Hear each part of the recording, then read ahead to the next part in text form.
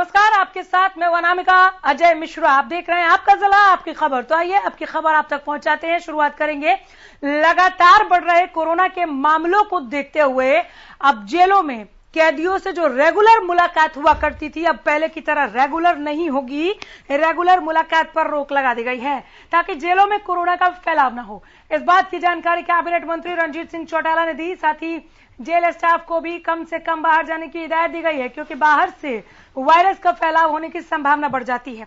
उन्होंने कहा कि नए कैदियों को भी क्वारंटीन पीरियड पूरा करने के बाद जेलों में लाया जा रहा है।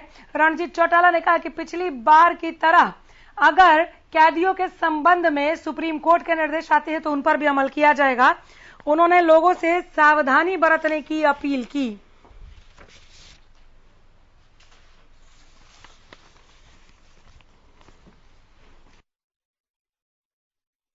पिछली बार जो हमने करा था हमें सुप्रीम कोर्ट की गाइडलाइंस थी। जब तक सुप्रीम कोर्ट का कोई मैसेज नहीं आएगा तब तक हम इसमें कुछ नहीं कर सकते। पिछली बार सुप्रीम कोर्ट से ये था कि सब कैदियों को बाहर भेजो, तो उसमें कुछ हमें मॉडलिटीज तय करी थी। उसमें एक हाई कोर्ट के हमारे जज थे ऑनरेबल राजेंद्र जी, वो थे, हमारे होम सेक्रेटरी थे, हमारे डीजीपी थे और एक एहलात थे। चारों ने मिलकर डिसाइड करा था। अगर हमें लगता है कि अगर ज्यादा बढ़ेगा तो उनकी डायरेक्शन आएंगी, उनकी डायरेक्शन आने के बाद ही करें। भी सावधानी बरतने के लिए निर्देश दिए गए। वैसे हमने अपने आप करा है कि जो अंदर हैं उनसे एक तो मुलाकात बंद कर दो सबकी। सब लोगों से आजकल जो रेगुलर मुलाकात होती है बंद कर दी। और इसके बाद जो स्टाफ के मेंबर हैं वो बाहर कम जाए। बाहर के लोगों का तो आना होता ही नहीं। और जो नए कैदी आ रहे हैं उन्हें पहले उन्हें चेक करके आइसोलेशन में रखें, उसके बाद अंदर जाने दें। नेताजी सुभाष चंद्र बोस की जयंती को लेकर भारतीय जनता पार्टी यानी बीजेपी ने तैयारियां शुरू कर दी हैं और इसी सिलसिले में बीजेपी प्रदेश अध्यक्ष ओम प्रकाश धनखड़ करनाल पहुंचे। कार्यकर्ताओं से इस कार्यक्रम के बारे में उन्होंने विस्तृत चर्चा की। 23 जनवरी को नेताजी सुभाष चंद्र बोस की जयंती का कार्यक्रम मंगल सेन ऑडिटोरियम में आयोजित होगा। इस मौके पर प्रदेश अध्यक्ष के साथ सांसद संजय भाटिया भी मौजूद रहे। उन्होंने बताया कि प्रत्येक गांव में 75 युवा तिरंगा यात्रा निकालेंगे।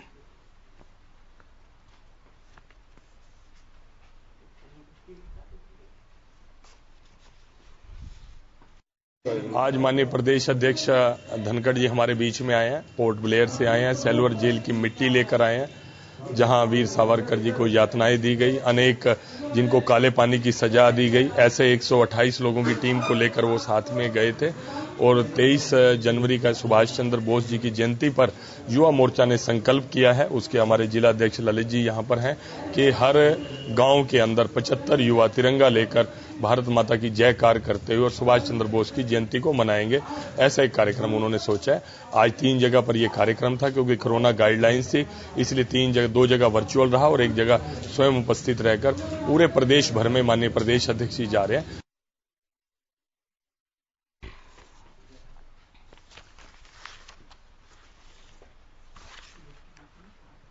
और बल्लभगढ़ में शहीद राजा नाहर सिंह के बलिदान दिवस को याद करते हुए कैबिनेट मिनिस्टर मूलचंद शर्मा ने उन्हें श्रद्धा सुमन अर्पित किए।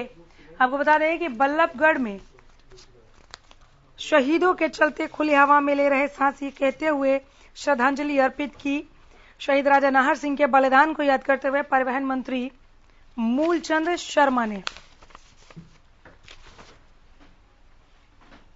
इस दौरान परिवहन मंत्री ने कहा कि शहीदों की देशभक्ति और उनके बलिदान के कारण ही हमारा देश खुली हवा में सांस ले रहा है। उन्होंने कहा कि शहीद राजा नाहर सिंह के बलिदान की गाथा पूरे देश में गाई जाती है।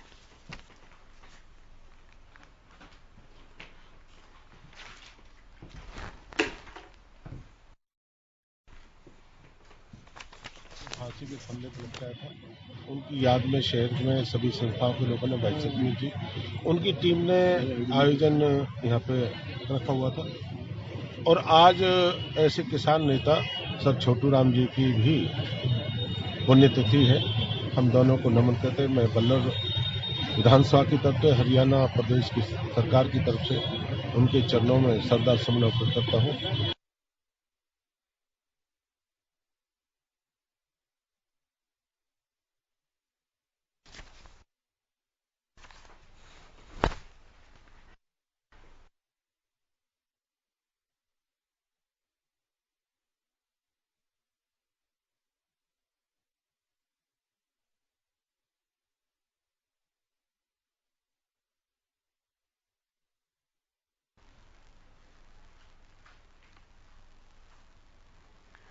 और ये अगली खबर यमुनानगर जिले से। यमुनानगर में पीटीआई और ड्राइंग टीचर प्रदर्शन कर रहे हैं, बहुत नाराज चल रहे हैं। सरकार से इनकी अपनी मांगे हैं।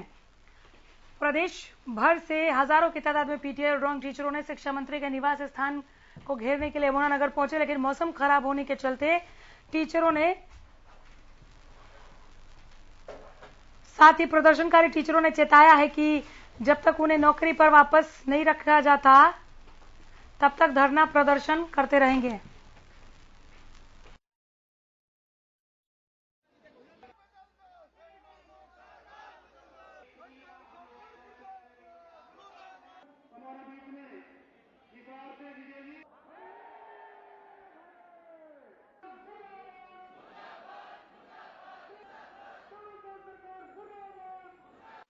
शांतिप्रिय तरीके से आप कर रहे हैं जो ही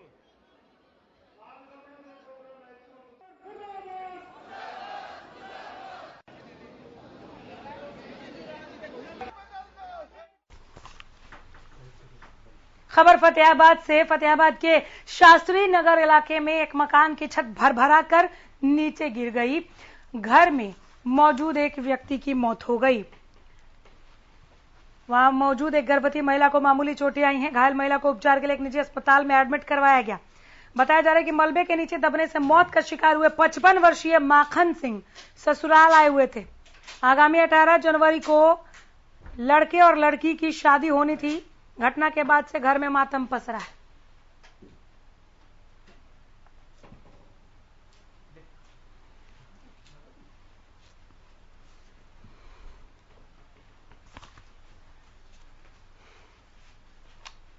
सोनीपत में फ्लाईओवर को लेकर अब लीपापोती शुरू हो गई है। चूंकि हादसा फिर हो गया, बार बार हो रहा है। एक नहीं, दो नहीं, तीन नहीं, चार बार गोहाना का फ्लाईओवर धंसा। रात को हुई बरसात के बाद गोहाना रोड रेलवे ओवरब्रिज की रिटेनिंग वॉल एक बार फिर रविवार को धंस गई। आनन फानन में प्रशासन की तरफ से पत्थर डालकर अस्थायी तौर से गड्ढों को फिर से बंद कर दिया गया। अस्थायी तौर से, ध्यान से सुनिएगा। दोबारा से पुल के धंसने की सूचना मिलने के बाद जिला उपायुक्त ने भी मौके पर पहुंचकर पुल का निरीक्षण किया। नगर निगम पीडब्ल्यूडी के अधिकारियों के साथ मंथन किया।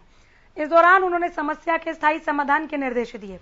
उन्होंने 10 दिनों के अंदर रिपेयरिंग के काम को पूरा करने के निर्देश जारी किए। इस दौरान उन्होंने भारी वाहनों की पुल से आवाजाही पर भी रोक लगा दी।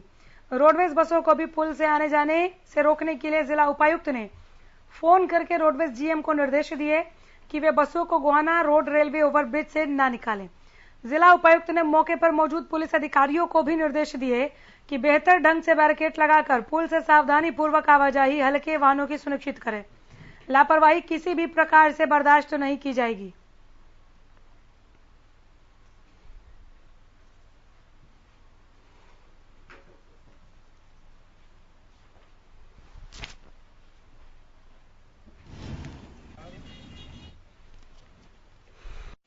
एक्चुअली ये 2014 में पुल बना था।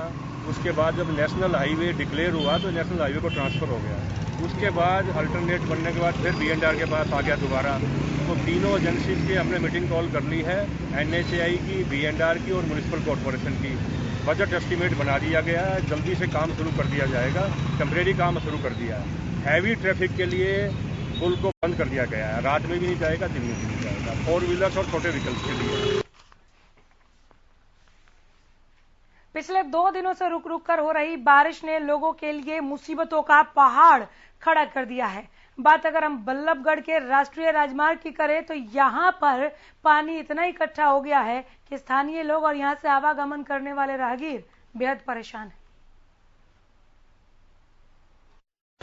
पूरे फरीदाबाद में पिछले 2 दिनों से लगातार हो रही बरसात से कहीं ना कहीं लोगों के लिए परेशानी भी पैदा हो गई है। आप देख सकते हैं कि यहाँ हम बल्लभगढ़ का जो राष्ट्रीय राजमार्ग है वहां पर हैं और यहाँ से बिल्कुल ठीक सामने मेट्रो स्टेशन है, जहाँ से सवारियों का आने जाने का रास्ता और तमाम जो हाईवे है उस पर यहाँ पूरी तरह से जल भराव हुआ पड़ा है। और कहीं ना कहीं जो यहाँ से गुजरने वाले लोग हैं उनको काफी दिक्कतों का सामना यहाँ पर करना पड़ रहा है। कहीं ना कहीं लोगों के लिए भारी परेशानी का सबब जो बरसाती पानी है वो ये बना हुआ है, क्योंकि बहुत ही व्यस्ततम जो जगह है ये राष्ट्रीय राजमार्ग है और कहीं ना कहीं काफी लोगों का आवागमन यहाँ पर रहता है।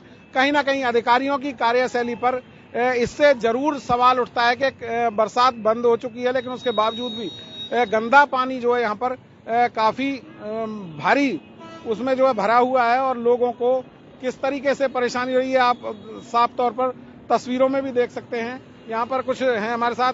आप यहाँ कितने दिक्कत हो रही है इस पानी से आपको? बहुत दिक्कत हो रही है सर, बहुत ज्यादा, बहुत प्रॉब्लम हो रही है। यहाँ से निकला भी नहीं जा रहा, इतना इतना पानी है यहाँ पे, गाड़ियाँ भी बंद हो रही हैं। तो गाड़ियाँ भी बंद हो रही है, महिला कहना है। भाई साहब भी हमारे साथ। कितना परेशानी होती है यहाँ से गुजरने में? बहुत परेशानी होता है, बहुत परेशानी होता है, परेशानी होती है। हाँ जी। तो आप देख सकते हैं किस तरीके से लोगों के लिए परेशानी का सबब बन रहा है। और वहां पर मैं दिखाना चाहूंगा आपको लोग किस तरीके से वहां से निकलकर जा रहे हैं सड़क के किनारे, जान को जोखिम में डालकर, क्योंकि इधर से वाहन चलते हैं और उधर से जो लोग हैं जो यहाँ से अपना सफर करके अपने घरों को जाते हैं या दूर दराज जाने वाले लोग हैं, उनको भारी परेशानी का सामना यहाँ पर करना पड़ रहा है। लेकिन देखना होगा कि प्रशासन इसकी कब तक सुध लेता है। फरीदाबाद से हरियाणा न्यूज के लिए राजेंद्र दहिया। मौसम के बदले रुख के बाद हरियाणा में शुरू हुआ बारिश का दौर रविवार को भी जारी रहा। दिन भर रुक रुक कर हो रही बारिश ने जहां एक ओर किसानों को खुश किया, वहीं लोग जलभराव के चलते परेशान हो गए। सोनीपत ब्लॉक 48 मिलीमीटर बारिश से शहर की सड़कें जलमग्न हो गईं। शनि मंदिर अंडर ब्रिज बारिश के कारण पानी में डूब गया। यही नहीं, साथ लगती सड़क भी तालाब बनी रही, जिससे वाहन चालकों को भारी परेशानी झेलनी पड़ी। कई मार्गों पर पानी से लबालब भरी सड़कों पर वाहन बंद हो गए, इससे जाम की स्थिति बनी रही। बारिश के बीच लोग वाहनों को धक्का लगाते नजर आए।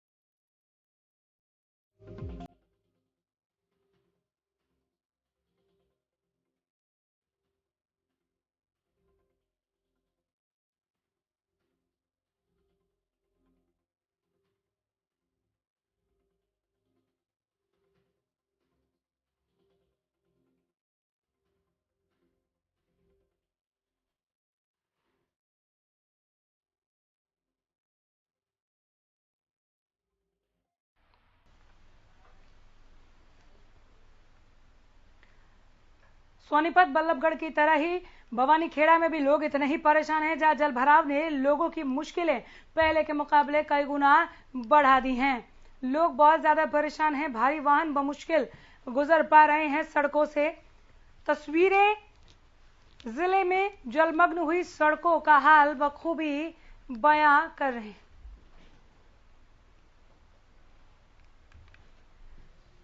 3, 4 और 5 की मुख्य गली की अगर हम बात करें भवानीखेड़ा के वार्ड नंबर की, बारिश का पानी भरने से लोगों को काफी परेशानियों का सामना करना पड़ रहा है।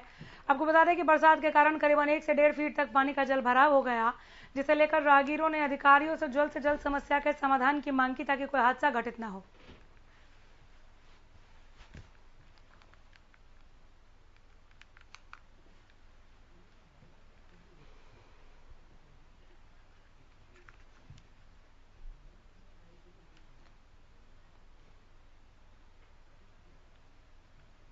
बहादुरगढ़ में लगातार हो रही बारिश ने शहर की सूरत बिगाड़ दी है। पानी की निकासी व्यवस्था न होने के चलते बस स्टैंड से लेकर सब्जी मंडी तक हर तरफ पानी भरा हुआ है। सड़कें तालाब में बदल गई। सड़कें जलमग्न होने से राहगीर परेशान, दुकानदारों को काफी परेशानी। आपको बता दें कि बहादुरगढ़ में पिछले 2 दिनों में 70 mm बारिश हुई है।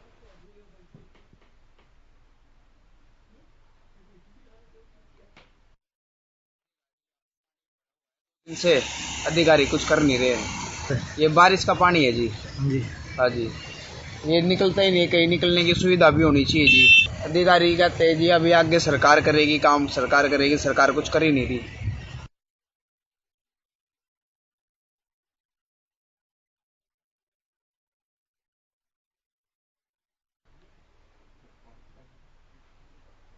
अंबाला में पिछले 4 दिन से रुक रुक कर हो रही बारिश ने किसानों की चिंता बढ़ा दी। किसान कह रहे हैं कि पहले दिन की बारिश फसलों के लिए काफी लाभदायक थी, लेकिन लगातार हो रही बारिश से खेतों में पानी भर गया, जिससे फसलों को भारी नुकसान होने की संभावना है।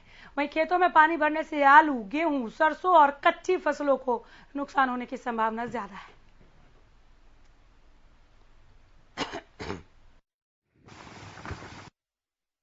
जो 4 दिन से वर्षा हो रही है ना,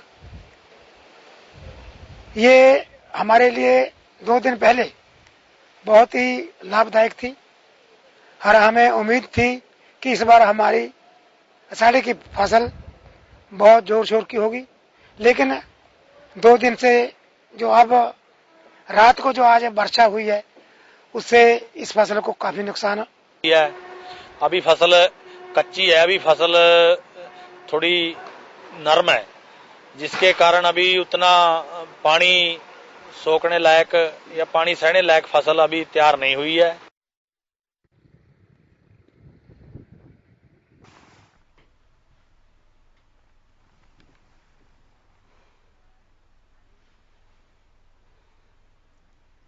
देश में पिछले 3-4 दिनों से मौसम का मिजाज बिगड़ा हुआ है। जहां एक तरफ जम्मू कश्मीर, हिमाचल प्रदेश, उत्तराखंड के कई इलाकों में बर्फबारी जारी है, तो वहीं पंजाब, हरियाणा और दिल्ली एनसीआर समेत पूरे उत्तर भारत में लगातार बारिश हो रही है। पहाड़ों पर बर्फबारी और बारिश ने ठिठुरन बढ़ा दी है।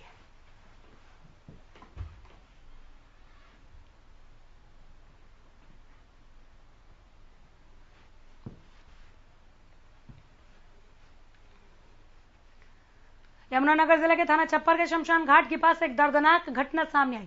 दरअसल कुछ दिन पहले जिले शमशान घाट के पास एक युवक की उसके कुछ दोस्तों ने हत्या कर दी थी। उसके बाद वो फरार हो गए थे। सीआईएफ 1 की टीम ने मामले को गंभीरता से लेते हुए आरोपियों को गिरफ्तार कर रिमांड पर लिया। वहीं पुलिस ने इस मामले को आपसी रंजिश का मामला करार दिया।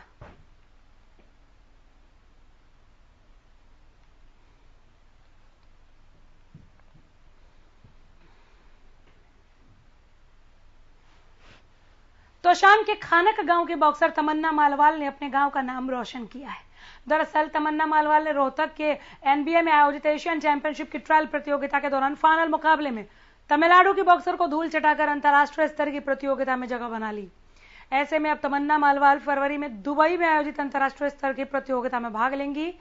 वहीं अंतर्राष्ट्रीय स्तर की प्रतियोगिता के लिए अपना टिकट पक्का करने के बाद घर लौटी तमन्ना मालवाल का परिजनों और ग्रामीणों ने फूल मालाओं से जोरदार स्वागत किया। इस दौरान तमन्ना मालवाल ने अपनी कामयाबी का श्रेय माता पिता समेत अपने कोच मनोज कुमार को दिया। इस मौके पर तमन्ना के माता पिता ने कहा कि तमन्ना की खेलों में रुचि शुरू से ही रही है।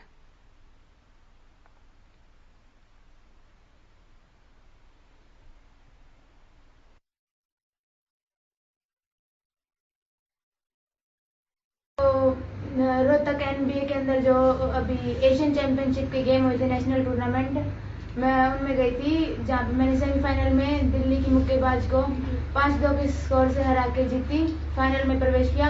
और फाइनल में मैंने तमिलनाडु की बॉक्सर को 5-0 के स्कोर से हरा के एशियन चैंपियनशिप में अपनी जगह बनाई। और अभी फरवरी में मेरे दुबई में इंटरनेशनल लेवल के गेम है, तो वहां जाऊंगी। प्रदेश भर में सिखों के 10वें गुरु गोविंद सिंह की जयंती मनाई जा रही है। इस मौके पर संगतों की तरफ से अरदास, भजन, कीर्तन का आयोजन किया जा रहा है। वहीं गुरुग्राम में भी प्रकाश पर्व की धूम दिखी। इस मौके पर हरियाणा के राज्यपाल बंडारू दत्तात्रेय ने गुरुग्राम के गुरुद्वारा में माथा टेक कर लोगों की खुशहाली के लिए प्रार्थना की।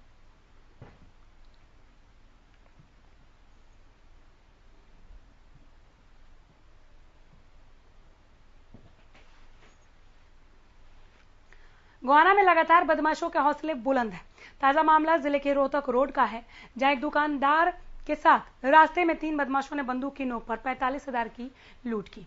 मामले की जानकारी मिलते ही पुलिस मौके पर पहुंचकर बदमाशों के खिलाफ लूट का मामला दर्ज कर जांच शुरू कर दी।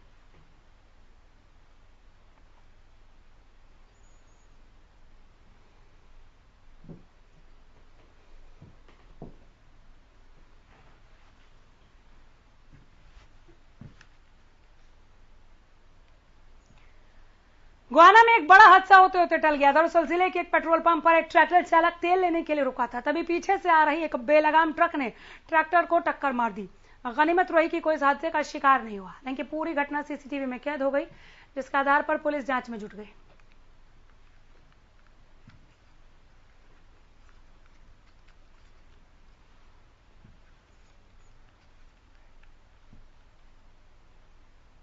फिलहाल इतना ही।